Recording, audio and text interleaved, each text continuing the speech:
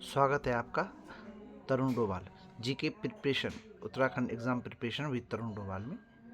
तो आज हम इस विशेषांक में भारतीय अर्थव्यवस्था से संबंधित कुछ प्रश्नोत्तर जो कि प्रतियोगी परीक्षाओं की दृष्टि से अधिक उपयोगी हैं उनके बारे में जानने का प्रयास करते हैं। तो चलते हैं भारतीय अर्थव्यवस्था से संबंधित प्रश्नोत्तर पर।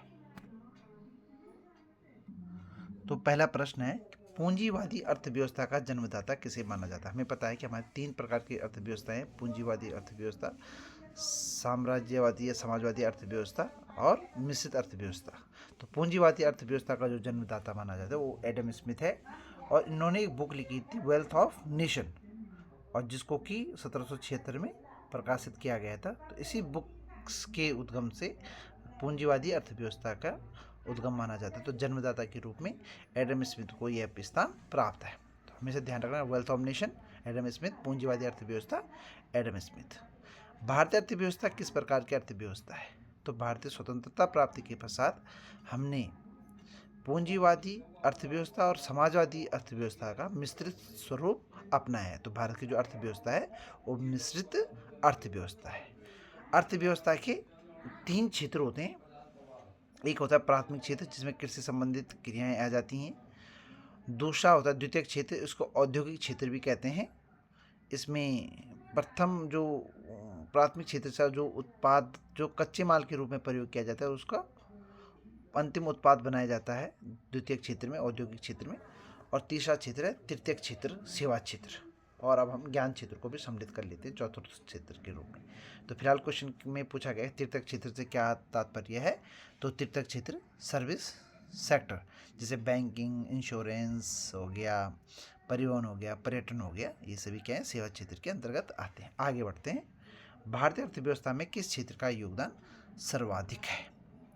तो अभी हम देख रहे हैं कि तृतीयक क्षेत्र हमारा अच्छा ग्रो कर रही है, तो तृतीयक क्षेत्र का योगदान सर्वाधिक है। अर्थव्यवस्था के चतुर्थ क्षेत्र, इससे पहले मैंने बताया था कि चतुर्थक क्षेत्र के रूप में हम अब ज्ञान क्षेत्र को सम्मिलित कर रहे हैं, क्योंकि परिवहन क्षेत्र जैसे यहाँ पर दिया हुआ है सेवा क्षेत्र का हिस्सा है। मत्स्य क्षेत्र ये क्या है, प्राथमिक क्षेत्र का हिस्सा है, प्राथमिक जो हमारा क्षेत्र होता है। और ज्ञान क्षेत्र ये नया क्षेत्र है, नॉलेज सेगमेंट। नॉलेज सेगमेंट से मुझे ध्यान आया कि सैम पित्रोदा को ज्ञान आयोग, राष्ट्रीय ज्ञान आयोग का अध्यक्ष बनाया गया था। आगे बढ़ते हैं, आर्थिक विकास के मापन में शामिल है। तो दो हमारे उपागम होते हैं, एक होता है आर्थिक समृद्धि और एक होता है आर्थिक विकास। तो आर्थिक जो समृद्धि है वो परिमाणात्मक होता है, और जब हम गुणात्मकता की बात भी करते हैं परिमाणात्मक के साथ साथ, तो उसमें हम आर्थिक विकास को में सम्मिलित करते हैं। तो आर्थिक विकास में देश की साक्षरता, स्वास्थ्य, पोषण स्तर, ये सभी इसमें सम्मिलित किए जाते हैं आर्थिक विकास में। तो आर्थिक विकास जो है व्यापक होता है एज कंपेयर टू आर्थिक समृद्धि। आगे बढ़ते हैं, नेक्स्ट है कि मानव विकास सूचकांक HDI, ह्यूमन डेवलपमेंट इंडेक्स के 3 बुनियादी आयाम हैं और उन आयाम में किसको सम्मिलित नहीं किया जाता है। तो जब हम समृद्धि का आयाम देखते हैं तो आय स्तर होता है, फिर शिक्षा होगी, स्वास्थ्य, तो व्यापार इस मानव विकास सूचकांक का आयाम नहीं है। ऐसे नहीं बोलेंगे महत्वपूर्ण है व्यापार, लेकिन जब हम SDI की बात करते हैं तो SDI में व्यापार को सम्मिलित नहीं करते। आगे बढ़ते हैं कि भारत में जो राज्य स्तर पर जो मानव विकास, राज्य स्तर पर मानव विकास जो रिपोर्ट जारी करने वाला मध्य प्रदेश पहला राज्य है ऐसा जिसने कि अपने राज्य में मानव विकास रिपोर्ट जारी की हुई है। आगे बढ़ते हैं, किसी भी देश की आर्थिक समृद्धि का, आर्थिक समृद्धि मैंने कहा एक तरफा होती है, परिमाणात्मक होती हो, तो गुणात्मकता पर विशेष ध्यान देकर परिमाणात्मक, तो राष्ट्रीय आय, जैसे किसी व्यक्ति की आय, हम केवल एक ही स्तर को देख रहे हैं, उसकी वृद्धि हो रही है उसमें, विकास में विकास समृद्धि से व्यापक शब्द होता है। तो प्रति व्यक्ति आय एक अच्छा मापक है किसका, आर्थिक समृद्धि का। आगे बढ़ते हैं, भारत में राष्ट्रीय आय की गणना करता है तो CSO, आपने सुना होगा, केंद्रीय सांख्यिकीय संगठन, 1951 में इसको स्थापित किया गया था। और जब हम राष्ट्रीय आय की गणना करते हैं तो राष्ट्रीय सर्वेक्षण, राष्ट्रीय प्रतिदर सर्वेक्षण संस्थान इसमें हेल्प करता है, किसकी, केंद्रीय सांख्यिकीय संगठन की। तो 1951 में इसकी स्थापना की गई थी। आगे बढ़ते हैं, राष्ट्रीय आय लेखांकन का जन्मदाता किसे कहा जाता है। तो जो राष्ट्रीय आय का जन्मदाता है उसे ये है कुजनेट्स, साइमन कुजनेट्स। तो साइमन कुजनेट्स को राष्ट्रीय आय लेखांकन का जन्मदाता कहा जाता है। आगे बढ़ते हैं। दादा भाई नौरोजी का नाम भी बहुत इंपॉर्टेंट है, क्योंकि भारत में राष्ट्रीय आय की जो एक तरह परिकल्पना की बात की गई थी 1867 और 68 में, ये दादा भाई नौरोजी द्वारा ही की गई थी। इनकी ड्रेन थ्योरी भी है एक। आगे बढ़ते हैं। इससे पहले का प्रश्न में जिसमें लिखा हुआ था कि कुजनेट्स को राष्ट्रीय आय का जन्मदाता माना जाता है,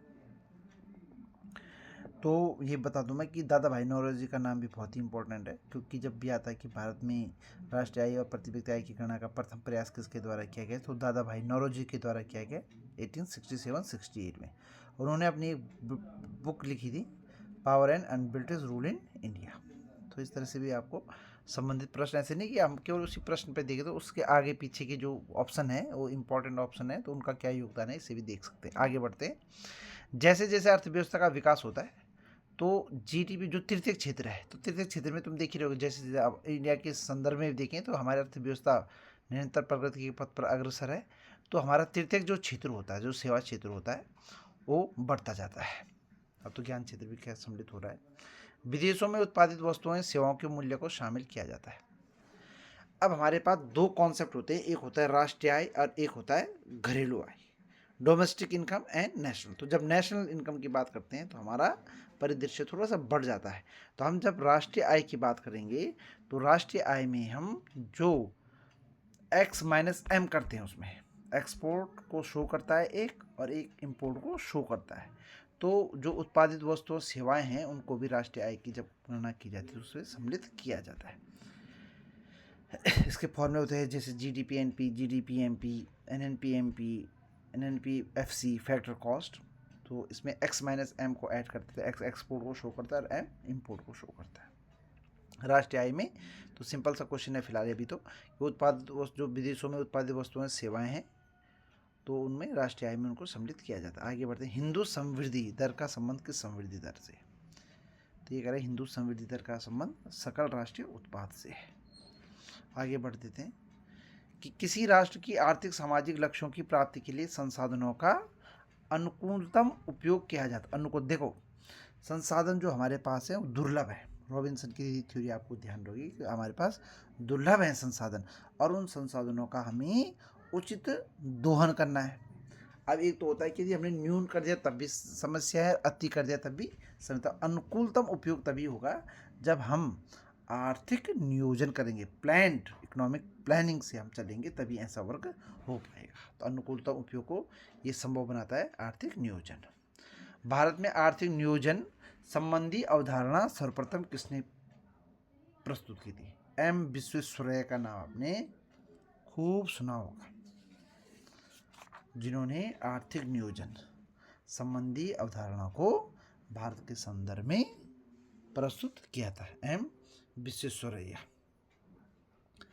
आगे बढ़ते हैं।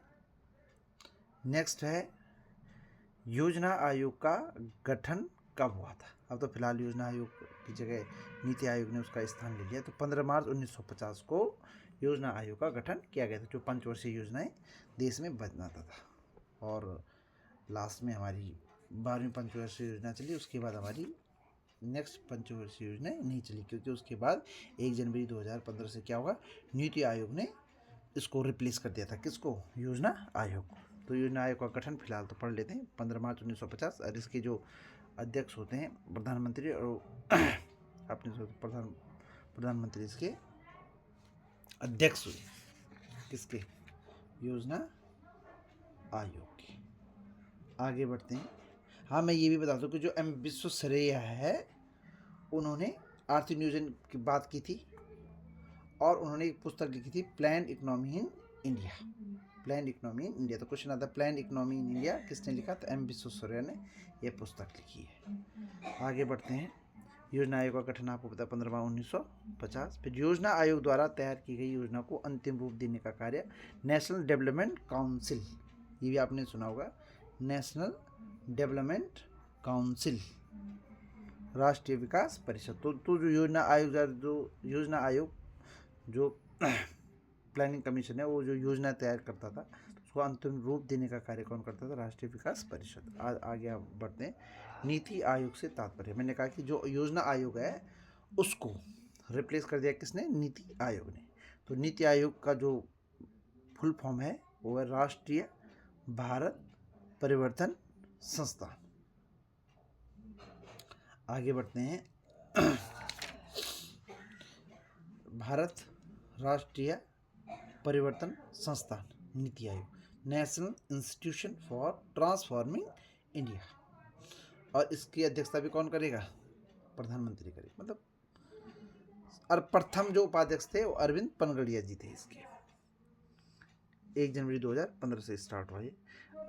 बंद अर्थव्यवस्था, क्लोज्ड इकोनॉमी। क्लोज्ड इकोनॉमी होती है कि जो बस अपने देश के अंदर जो कुछ हो रहा है, मतलब आयात निर्यात बिल्कुल बंद, ये बंद अर्थव्यवस्था है। अब आता है कि गांधीवादी अर्थव्यवस्था किस पर आधारित थी? तो ट्रस्टीशिप। यदि आपने बीएड पढ़ा होगा तो वहाँ पर भी ट्रस्टीशिप है। यदि आपने गांधी जी का दर्शन पढ़ा होगा तो ट्रस्टीशिप, वो कहते हैं कि जो कुछ भी संपत्तियाँ हैं उसमें ट्रस्टीशिप होना चाहिए। ट्रस्टीशिप जानते हैं आप? तो आगे बढ़ते हैं। मतलब हमारा किसी का कुछ नहीं है, बट यदि हमारे पास कोई संपत्ति है तो हम उसके एक ट्रस्टी हैं, बस, और कुछ नहीं है। ट्रस्टीशिप पर आधारित थी गांधीवादी अर्थव्यवस्था। कौन सी अर्थव्यवस्था योजना? योजना आयोग की ये पंचवर्षीय योजनाओं की बात कर रहा है कि कौन सी योजना? महालनोबिस मॉडल पर आधारित थी। तो जो द्वितीय पंचवर्षीय योजना थी वो महालनोबिस पर आधारित थी। और प्रथम जो पंचवर्षीय योजना थी वो हेरोल्ड डोमर मॉडल पर आधारित थी। फिर आता है कि गरीबी उन्मूलन का नारा। गरीबी उन्मूलन का नारा कि ये इंदिरा गांधी के टाइम पर हुआ। गरीबी को उन्मूलन, उत्धन मूलन मतलब उसको जड़ से ही खत्म कर दो। किसको? गरीबी को। तो ये इंदिरा गांधी के समय में हुआ था। और कौन सी पंचवर्षीय योजना थी? 6ठी पंचवर्षीय योजना थी। गरीबी उन्मूलन, गरीबी हटाओ, ये इसके बाद एक नारा चला। आगे बढ़ते हैं।